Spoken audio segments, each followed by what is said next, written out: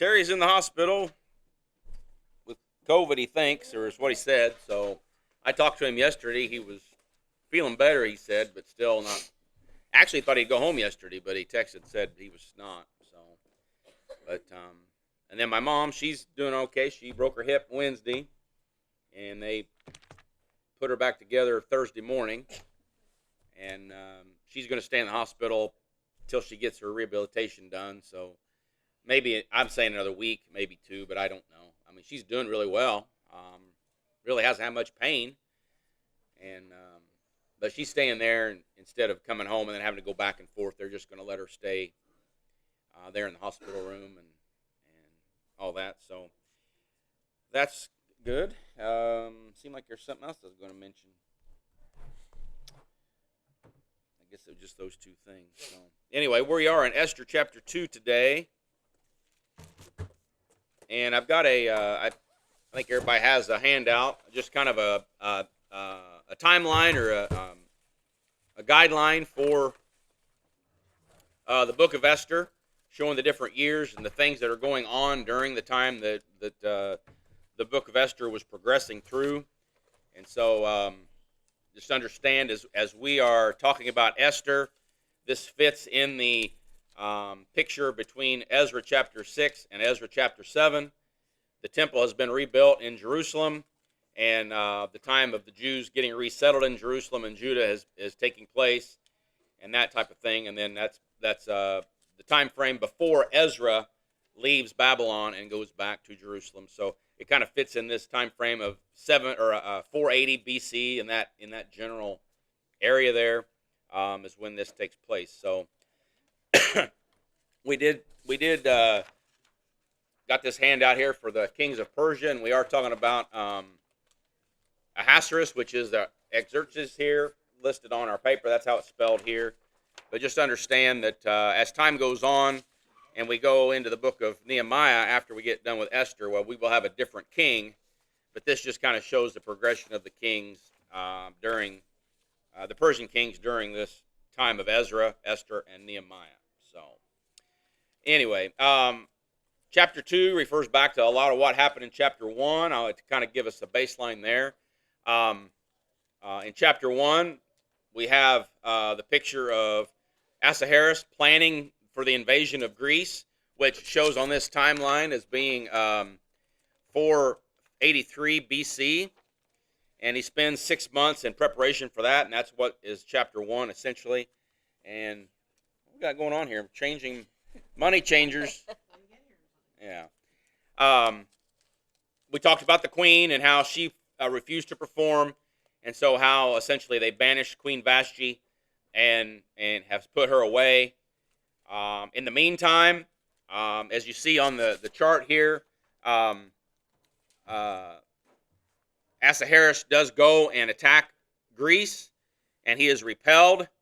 They're in the year of 480, 479, in that time frame there. That's on the bottom of your chart, underneath the timeline. So after the defeat of Ahasuerus and the Persians against Greece, Ahasuerus comes back home, and essentially that's where we are in verse 1 of chapter 2. When you see the phrase there in verse 1, after these things, this is referring back to the events of chapter 1 and this battle, or these battles that the Persians were repelled back during these battles with Greece. So he's now come back home, and he recalls here what verse 1 says. He remembers Vashti. So remember, when all this is going on, he is preoccupied with his military conquests. So that being said, we'll start with verse 1, but keep this in your mind that this is when he has come back from those battles with Greece here in about the year 479, 480, in that time frame. Okay? And so with that, we will start Esther chapter 2, verse 1. Esther 2. After these things, when the wrath of King Ahasuerus was appeased, he remembered Vashti and what she had done, and what was decreed against her.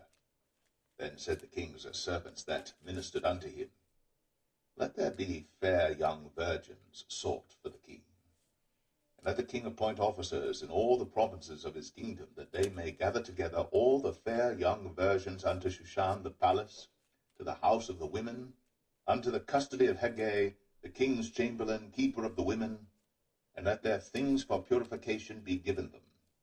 And let the maiden, which pleaseth the king, be queen instead of Vashti. And the thing pleased the king, and he did so. All right, so we're going to have a Miss Persian I was going to say USA, but that wouldn't work. Miss Persian contest here. Yeah, Miss Universe of the Persian Empire. We're going to send representatives of the king to all the provinces. We remember last week we talked there were 127 provinces in Persia. We're going to send representatives of the king to all these provinces and gather the best-looking virgins in the kingdom. All right, that's the key there. In verse 3, they had to be virgin and they had to be beautiful, essentially is what fair means here. So they're going to try to pick the best women that they can find, or the best virgins that they can find. They're going to bring them back to Shushan, where the palace was, and they're going to prepare these women for this beauty contest, so to speak. And it says there, verse 4, let the one, or the maiden, which pleased the king, be queen instead of Vashti. So they're going to have this contest, so to speak, and the one that the king chooses will become queen. And this idea pleased the king. Now, I don't know how many, and perhaps it does say here, but I can't recall as I'm going through this, how many women were brought into this. I want to say I read that somewhere, but it's not on my top of my mind right now. But we may see as this all unrolls here. But we're going to have this contest and see who wins. Now, before we go any further, understand that in amongst this Persian Empire were Jewish people, most of which have never been in Jerusalem, or perhaps most of which have never even heard of the law of God. Now, I'm not saying that they haven't, but there's a good chance that many of them have not even been taught the law of God, or even taught about the temple or the Jewish customs that they enjoyed back in Jerusalem and in the Canaan, back when their ancestors were there. Keep in mind, this has been now 130 some odd years since they were first taken captive.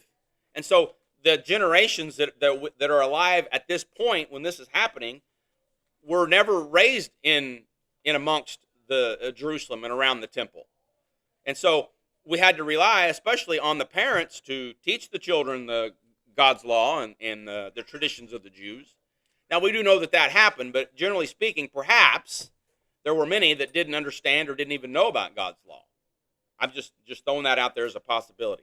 But I want us to understand that there are Jews involved here, and as we see the rest of this book unfold, we see how there's a plot against the Jews to exterminate them, which we'll talk about at length later. But I want us to come now to verse 5, and we're going to read about a man named Mordecai. And as we see in verse 5, he is a Jew, and we're going to find later that he's a high-ranking Jew in in Persia. Yes, thank you. And then we're going to read that Mordecai is the cousin of Esther, who this book is titled after, and who eventually becomes queen. So there's a spoiler alert if you didn't know. But I want you to understand that the Jews here are tied in with this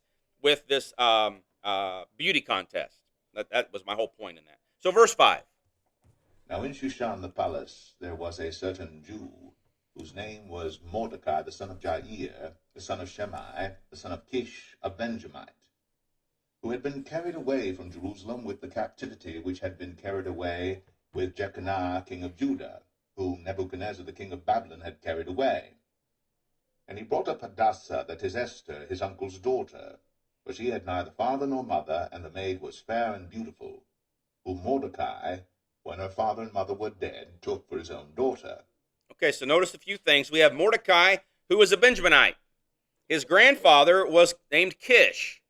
Now, if you go back from this point, perhaps 600 years, to the first king of Israel, King Saul, his father's name was Kish.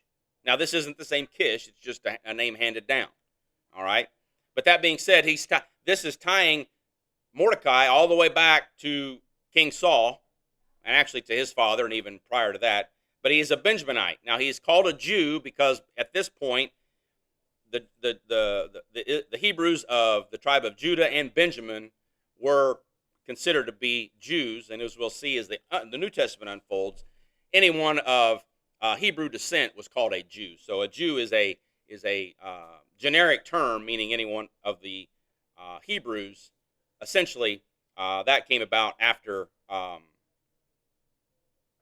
Old Testament. I'll put it that way. So, but we see here he is referred to as a Jew, even though he was from the tribe of Benjamin, which was King Saul. He was from the tribe of Benjamin. Notice that it says there that he was. This is talking about Kish in verse 6.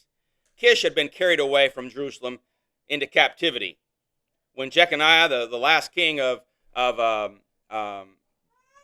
Judah, was taken captive, Kish went with him, and so his family from Kish on has been raised in Babylon, and now at this point in Persia. All right, is everybody understanding all that? Okay. And now we see here Esther has been adopted by Mordecai because Esther's family has passed on, and so her cousin Mordecai has adopted Esther to be her caregiver. Perhaps we could say father or dad, but we'll just say father figure. And so Esther has been adopted by Mordecai. And we also understand that Mordecai lived in Shushan. So we have to assume that Esther also lived in Shushan. Now, I thought it was funny. Here we're sending all these representatives out throughout the land to get the best women, but the one that is eventually chosen lived right there, perhaps right near the palace. So kind of like the government, go through all this work when you didn't have to. Anyway, that being said, this is what's happening. Verse number 8. Verse 8. So it came to pass, when the king's commandment and his decree was heard, and when many maidens were gathered together unto Shushan the palace to the custody of Hegai, that Esther was brought also unto the king's house to the custody of Hegai, keeper of the women. And the maiden pleased him, and she obtained kindness of him, and he speedily gave her her things for purification, with such things as belonged to her, and 7 maidens, which were meet to be given her out of the king's house. And he preferred her and her maids unto the best place of the house of the women. So we see here what this is talking about. Esther comes in, and she seems to be preferred of all of them, with this Hegai, which he was the one in charge of keeping and attending to all of these maidens that have been brought in. So he's the one that's in charge of all of them, to see that they all get what they need, and that's what's kind of spelled out here in these verses. But of all the women that were brought in, this Hegai here, Hegai, really became partial to Esther just from the very beginning. So we see here that Esther stood out amongst all of them prior to her even going before the king. And it says that she was given 7 women, or 7 there, to even help her and tend to her. It says there the 7 maidens were given to her to take care of her in this time of beauty school, so to speak. We're going to read more about that in just a moment here. But understand, even at the very beginning, Esther stood out among the rest. She didn't get lost in the shuffle of the crowd. And I do believe it was because of her character, more so than her beauty, because, let's be honest, if we went out throughout all the kingdom and have brought back the fairest of all of them, they were all probably fairly attractive. So this tells me that not only was she beautiful, but her character was high. The way she carried herself was better. She stood out because of the way she was, not by the way she looked. And this is all going to be important as we go through this rest of this book, how it's not only her beauty, but her character is what's important here. So she stood out from all the others. Verse 10. Esther had not shown her people nor her kindred, for Mordecai had charged her that she should not show it. And Mordecai walked every day before the court of the women's house to know how Esther did and what should become of her. So Esther was given a command by Mordecai to not let anybody know that you are of the Jews. Now, we really don't know 100% why he requested this. Perhaps there had been at this time a lot of animosity toward the Jews. Now, as we will see throughout the rest of the book, there was one man in particular that had a lot of animosity toward the Jews, Haman, which we'll talk about later. But understand that for some reason, Mordecai thought it was best that Esther not give up her nationality and let them know, hey, I'm of the Jews. Because understand, Esther had been raised perhaps right in Shushan. So she may have only have known the culture of the Persians. Just understand that that's where she was from. She was never from Jerusalem. She was never from Judah. She had never been from Canaan. She was born and raised perhaps in Shushan or very well where near that. She was a Persian by birth because that's where she was born. All right. Notice in verse 11, I thought this was funny too. Every day, Mordecai went and walked past the court of women to check on Esther and make sure, it doesn't say that he went in, it just says he walked by. So I don't know if, he was looking through a hole in the fence or how all this played out, but I kind of got a chuckle out of this at verse 11, how Mordecai every day went to at least see how things were going. And it made me remember back, I don't know how old I was, probably 10 probably. I went to church camp, I think for the very first time, up here at the Baptist camp north of Don and Cynthia's house. Well, and Dale's as far as that goes. But anyway, we went there. Of course, I saw my parents on Monday when we left. And I mean, we're from Robinson, so it's not like we're 100 miles away, right? I was probably 10 miles to crow flies from where my house was. But anyway, I saw my parents on Monday. Well, Mom wanted to come on Tuesday to check on me and see how I was doing. So she came Tuesday. I don't remember if Dad did or not. Wednesday, the church that we went to Highland Baptist at that time. So that Highland Baptist was in charge of the food on Wednesday. So Mom came to help serve the food. Thursday, she came to check on me and see how I was doing. And then Friday, I went home and I saw. So at no time during the week was I away from my family. And so when I read this verse 11, I thought about the time that my mom probably don't even remember that, but it's like I'm gone for 5 days from home, but not from the family. Anyway, she loves me. I don't know if she'll listen to this, but I may have to bring it up to her. Anyway, but this is what Mordecai did every day. He walked back and checked on Esther. Verse 12. Now when every maid's turn was come to go in to King Ahasuerus, after that she had been 12 months, according to the manner of the women, for so were the days of their purifications accomplished, to wit, 6 months with oil of myrrh, and 6 months with sweet odors, and with other things for the purifying of the women. Then thus came every maiden unto the king. Whatsoever she desired was given her to go with her out of the house of the women unto the king's house. Now, this is kind of confusing, but just understand that through verse 12, that they stayed in this house together for a whole year. So this whole process is going on for over a year. And it says there, for 6 months, they were given oils of myrrh, and for 6 months, sweet odors. So they were going through essentially a spa treatment, so to speak, for a whole year, that they are segregated from society. They are all living together in this perhaps dormitory, for lack of a better term. But for a year, they're going and putting through the paces of what it takes to be a queen.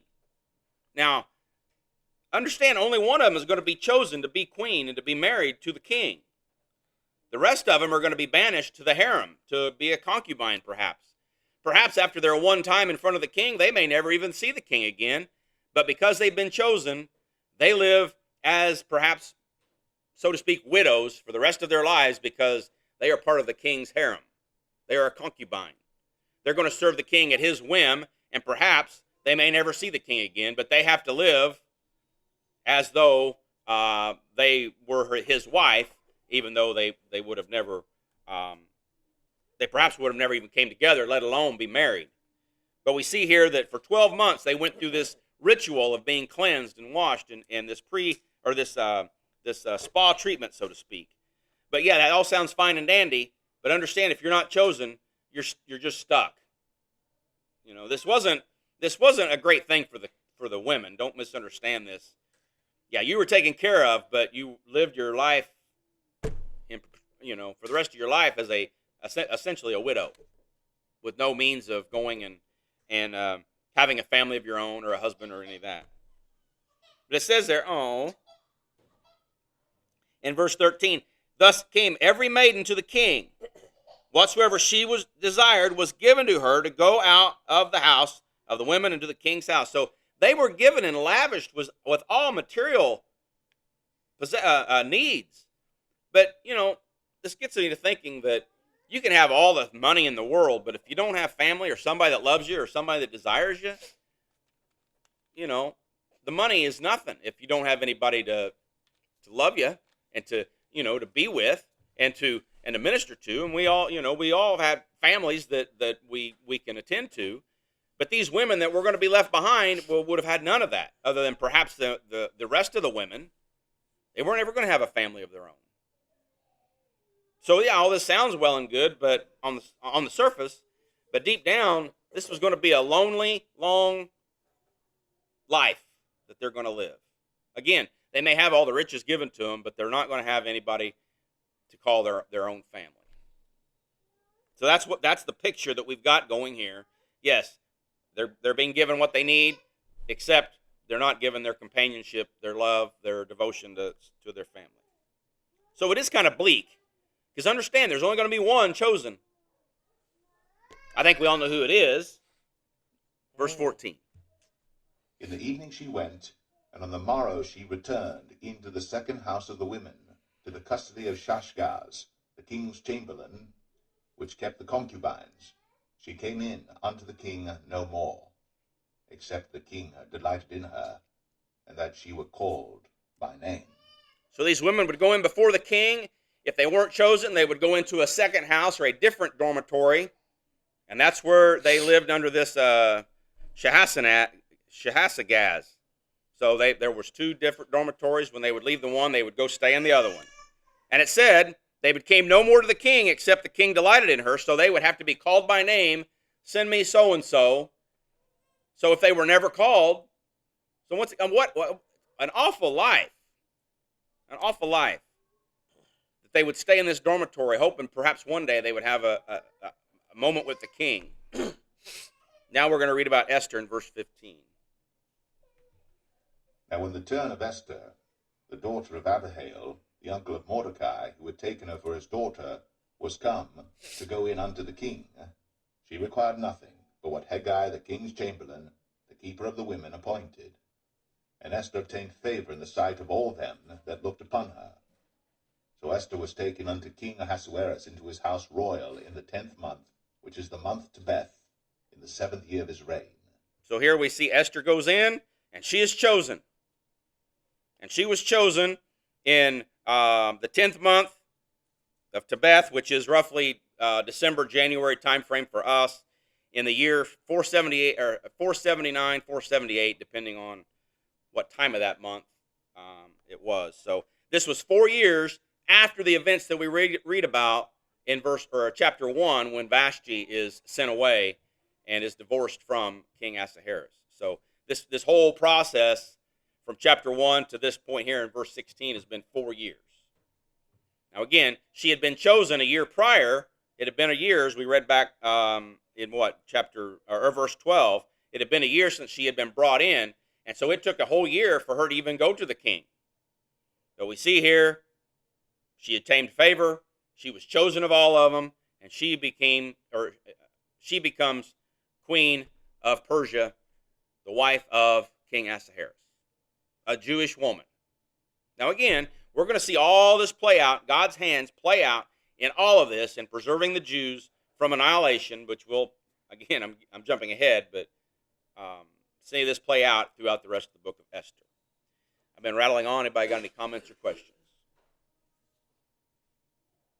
All right. We're going to be done. These chapters were short. I got to looking through this. It's like we may be getting through 2 of these chapters later on, but because they're all pretty short. But I really thought of course, it's 5 till 10. I may take the rest of the time. Who knows what will happen? Verse 17. And the king loved Esther above all the women, and she obtained grace and favor in his sight more than all the virgins, so that he set the royal crown upon her head, and made her queen instead of Vashti. Then the king made a great feast unto all his princes and his servants, even Esther's feast. And he made a release to the provinces, and gave gifts according to the state of the king. And when the virgins were gathered together the second time, then Mordecai sat in the king's gate. All right, so we see here that Esther is chosen. She's been given the crown. She is now queen. A big party's been thrown. The commentators really don't specify exactly what verse 19 means as far as when the virgins were gathered together the second time. We don't know if that means after this wedding when all the ones that weren't chosen are back into their dormitory.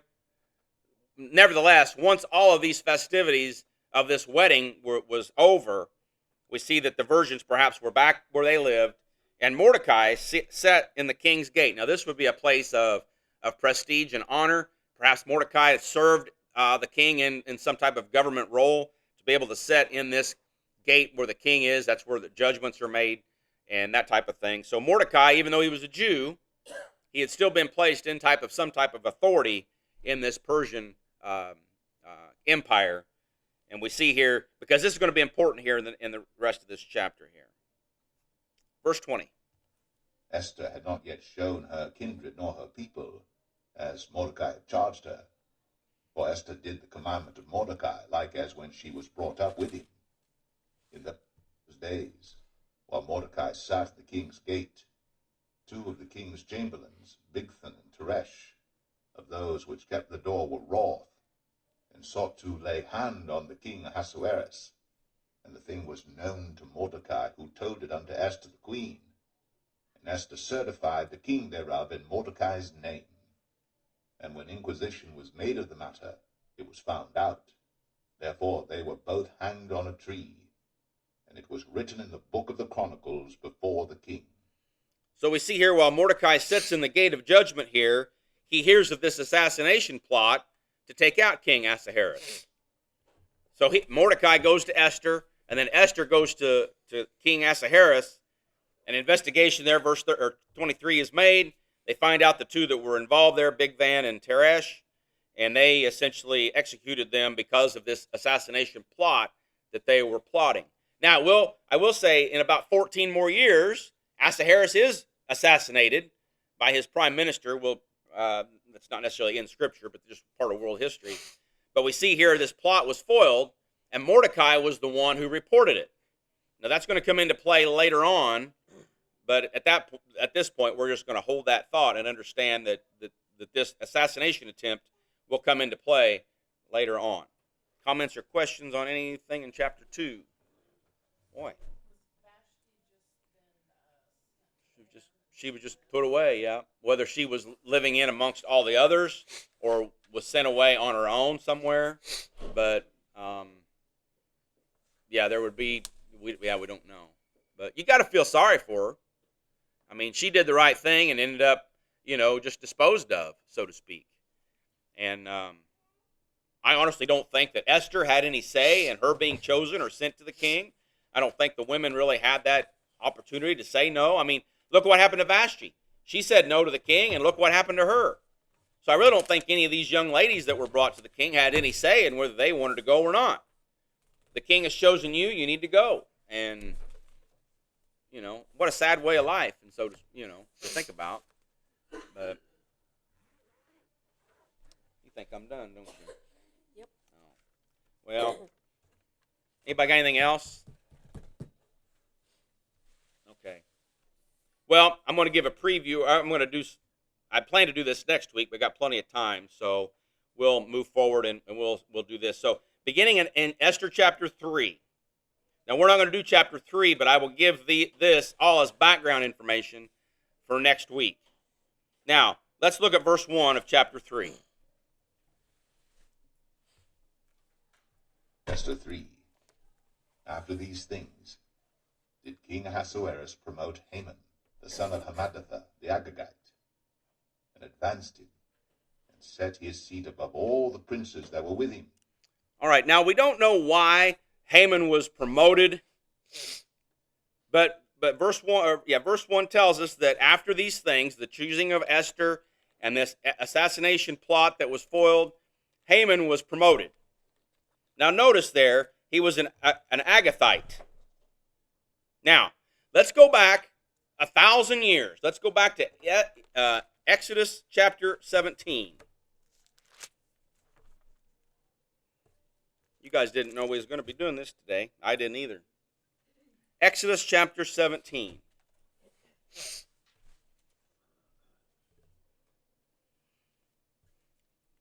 Now, at this point, the Hebrews have left Egypt. They are on their way to Mount Sinai.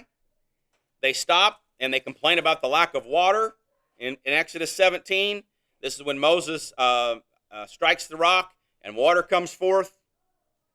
That has happened in verses 1 through 7 of Exodus 17. But we come here to Exodus 17, verse 8.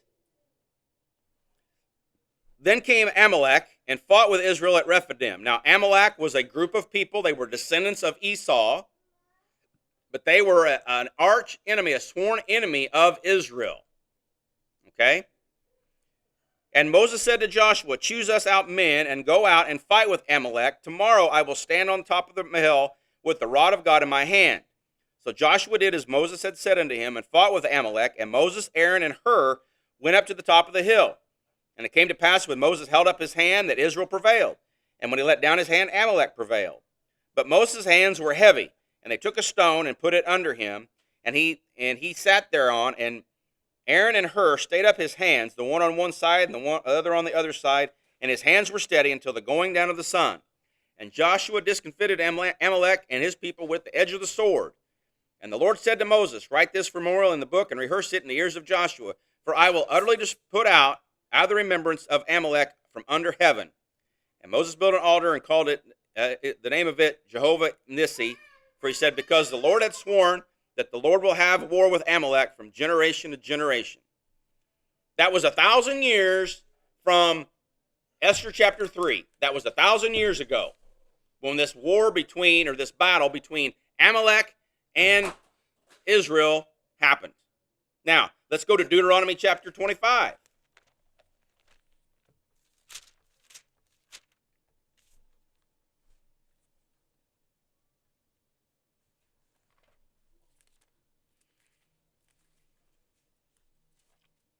Now, this in Deuteronomy chapter 25 is roughly, just for easy numbers, 40 years after that battle that we read about in Exodus. So 40 years have passed, and now Israel is getting ready to go into the promised land.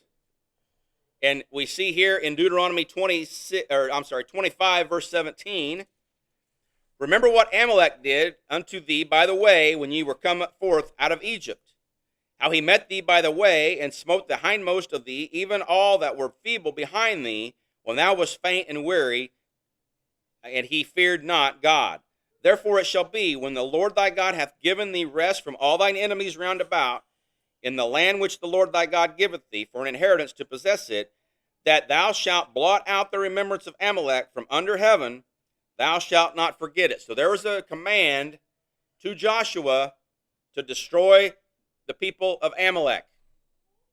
Okay? Now, this is all going to tie into Esther chapter 3 in just a moment. Now, let's go to 1 Samuel chapter 14.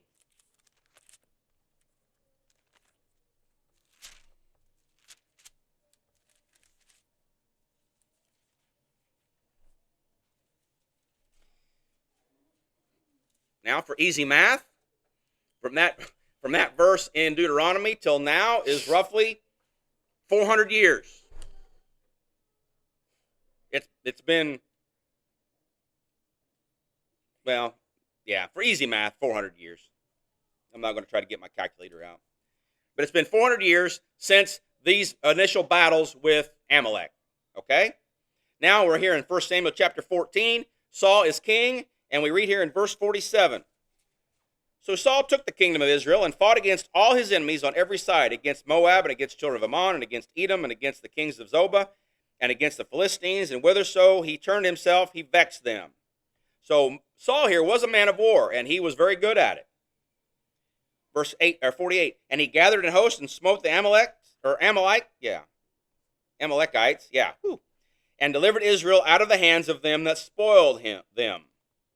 And then look at verse 51. And Kish was the father of Saul, and Ner the father of Abner was the son of Abel. So Kish here, again, is referred to, this was a descendant, or this was a ancestor of Mordecai, which we read about in Esther chapter 2. All right, everybody okay so far? I'm getting to a point here. 1 Samuel chapter 15, beginning in verse 1. Samuel also said to Saul, the Lord sent me to anoint thee to be king over his people, over Israel. Now therefore, hearken thou unto the voice of the words of the Lord. Thus saith the Lord of hosts, I remember that which Amalek did to Israel 400 years ago, okay, and how he laid wait for him in the way when they come up from Egypt. Now go and smite Amalek and utterly destroy all that they have and spare them not, but slay both man and woman and infant and suckling, ox and sheep, camel and ass, everything. And Saul gathered his people together and numbered them in Telaman, 200,000 footmen and 10,000 men of Judah. And Saul came to a city of Amalek and laid wait in the valley. And Saul said unto the Kenites, go and depart, get you down from among the Amalekites, lest I destroy you with them. For ye showed kindness to us and the children of Israel when they came up out of Egypt. So the Kenites departed from among the Amalekites. So Saul, get out of here because I'm going to kill all of them. All these Amalekites, I'm going to kill. Verse 7. Where am I going here? Verse 9. Verse 7. And Saul smote the Amalekites from Havilah unto till it cometh to Shur, that is, over against Egypt. And he took Agag, the king of the Amalekites, alive. That was disobedience. He was supposed to kill him. But he took the king alive and utterly destroyed all the people with the edge of the sword. But Saul and the people spared Agag and the best of the sheep and of the oxen, of the fatlings and the lambs, and all that was good, and would not utterly destroy them, but everything that was vile and refused, that they destroyed utterly. They kept the king.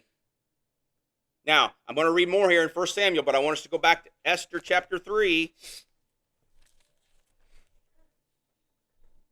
Verse 1, Haman is a descendant of this king Agag.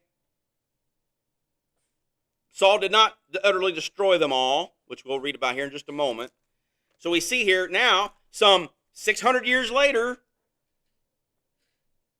we're going to see the Amalekites still being a thorn in the sides of the Jews as the rest of this book of Esther plays out.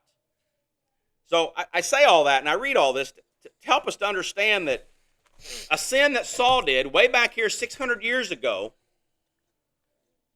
is still a plague to Israel 600 years later, not in Judah, not in Canaan, but all the way over in Babylon or Shushan in Persia. 600 years. Now, there's going to be more. I'll go ahead and read these verses because I'm doing good on time here. Let's go now to 1 Samuel 15, go to verse 13. And Samuel came to Saul, and Saul said unto him, Blessed be thou of the Lord. I have performed the commandment of the Lord. Well, no, he didn't. That's really not the point of this lesson, but I want us to understand that he did not obey because he was commanded to kill everything. And Samuel said, What means the bleating of the sheep in mine ears and the lowing of the oxen which I hear? Why am I hearing all these sheep and cattle? Where'd all that come from? Samuel asked. And Saul said, They have brought them from the, they have brought them from the Amalekites. For the people spared the best of the sheep and the oxen to sacrifice to the Lord thy God, and the rest we have utterly destroyed. Again, I'm not going to chase down this whole lesson here, but understand that Saul's failure to obey God here in the year of 1020, roughly, has led to what we're reading about here, unfolding in Esther, beginning in chapter 3. Go to let's go down to verse 32 of 1 Samuel 15. At this point, Samuel has had enough of Saul. Then said Samuel, Bring hither to me Agag, the king of the Amalekites. And Agag came unto him delicately. And Agag said, Surely the bitterness of death is past.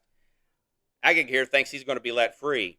And Samuel said, As thy sword hath made women childless, so shall thou mother be childless among women. And Samuel hewed Agag in pieces before the Lord in Gilgal. Now this was something that Saul, a man of war, was supposed to have done, but he didn't. So here we had the prophet of God, Samuel, doing it. Hacked him to pieces. Whew, mercy. Now, we think that's the end of the Amalekites, right? Go to 1 Samuel chapter 15. Or no, 1 Samuel chapter 27. 1 Samuel 27, verse 8. Now, this is I don't know 100%, but I'll say 10 years later. It may not have been that long, but it may have been longer. But 10 years later, perhaps. 1 Samuel chapter 27, verse 8. And David and his men went up and invaded the Girgashites, you know what I mean, and the Gezerites and the Amalekites. There they are again. For those nations were of old the inhabitants of the land, as goeth to Shur, even unto the land of Egypt. Now that's where Saul fought the Amalekites, but some of them escaped. He killed most of them, but not all of them. I think what happened with Saul is he thought he had done well, and so he let the people that escaped, instead of chasing after them or instead of trying to get them wherever they went, they said, well, we're done with them. And here we are, back Esther chapter 3, some 600 years later. They're still a people, and they're still causing problems for the Jews. Look at one last place, 1 Samuel chapter 30, verse 1.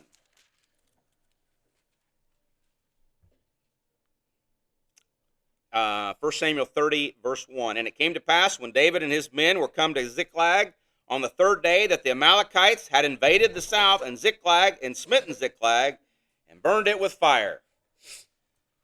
So these Amalekites have been a thorn in their side for centuries.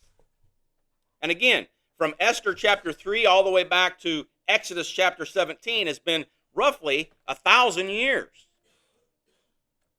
So I read all that, and I bring all that up to help us understand when we read chapter 3, verse 1 of Esther, and we read about Haman being an Agathite. He is a descendant from King Agag, however you want to pronounce it, from the Amalekites, who have been a thorn in their side for generations. And again, as we read the rest of the book of Esther, we see these Amalekites still being a thorn in their side. All right? So that was a preview of next week. We won't do that then. We'll be done from that. Anybody got any comments or questions?